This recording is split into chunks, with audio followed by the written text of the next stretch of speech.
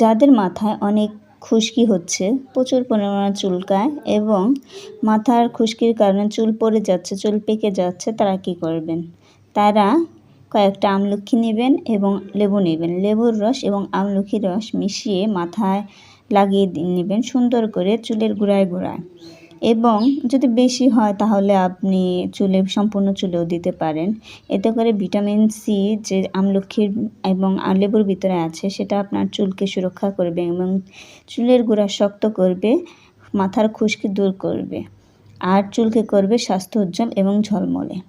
আমলকি এবং লেবুর রস চুলের সুরক্ষা বজায় রাখে, মাথার ত্বককে সুন্দর এবং মসৃণ করে।